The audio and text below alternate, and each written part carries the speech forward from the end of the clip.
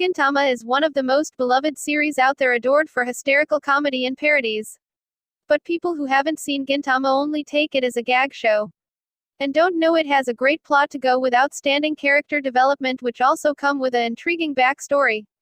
I have made this video to show that Gintama has more to it than just outstanding comedy. In this video I will show you 7 reasons why you should watch Gintama. Number 1. The story is set in Edo, a country full of samurais which has now been taken over by Amanto. Amanto is the alien who think of samurai and humans as a whole lowly race but recognize their potential in the battlefield. Thus they have implemented a ban on usage of swords in order to avoid rebellion, and only police is allowed to use swords.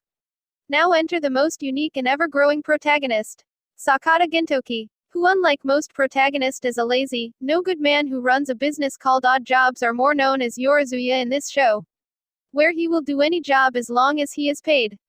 Soon a girl belonging to a strong warrior race in the universe, Kagura, and then an average-looking guy named Shimura Shinpachi also join in and work together. Number 2.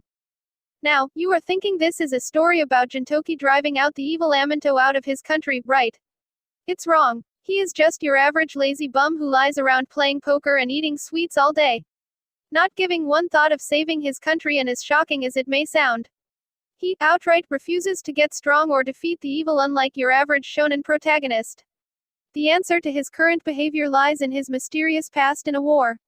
He lost more in that war than he could ever hope to gain, which has led him to life without any purpose, as he lost all his purpose in the war years ago, and the story revolves around how he finds new reasons to live, and eventually reignite the flame of hatred buried in his heart for years against the Amanto and the government which supports them.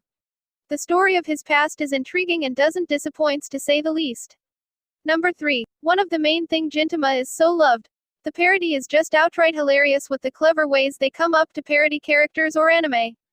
They would go as far as to making Gintoki the lead of Bleach, addressing ghosts as stands to avoid being scared, claiming they created One Piece and Dragon Ball Z, learning to be a ninja like Naruto, and countless references from anime, manga, games and real-life personalities included that will leave you laughing endlessly.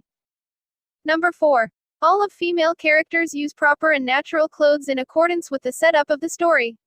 Without imposing skin and sexy body, they are already sexy with their distinct character and story. They also don't become side characters and useless like in most shonen anime. They are always ready to fight and not just cry with hopes that the main character will appear to save them. They are strong and independent. Love it. Number 5. How many series you know that talk about how they got dropped from the golden time slot and actually ridicule their own anime? And mangaka blaming himself of not producing a series like One Piece or Naruto. Gintama does just that and many things, which makes it more lovable, and the execution is so well done that you can't help but laugh so hard. You will find the characters talking about how they should have a more better mangaka like Oda to make their series popular.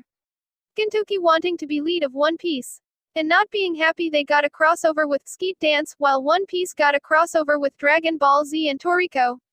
And if that wasn't real enough for you, then the fact they talk about not having a plot or consistent talks of budget adds in the much-loved side of humor.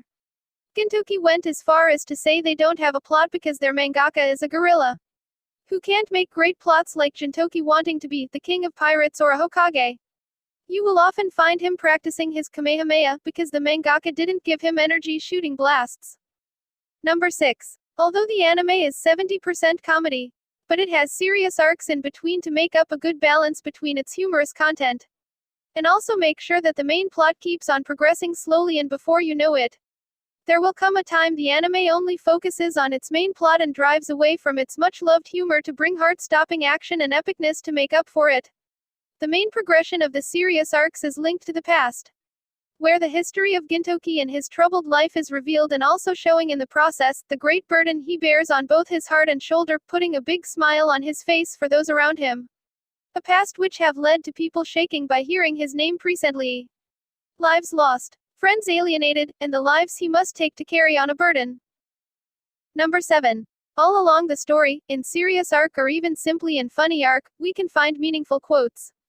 For example, I believe not in the strength of thousands of enemies, but of those I've fought with thousands of times, in the strength of you too, by Sakamoto Tatsuma. Or, Zura Janai, Katsura da. By Katsura Kataro. Well, it's more into comedy and iconic line of Katsura. Or, if you've got time to fantasize about beautiful ending, why not living beautifully until the end? By Sakata Gintoki. Well, so many damn meaningful quotes and I can't put every quotes here. These kind of lines what make this Gintama shit so special to me, simple but have a lot of meaning.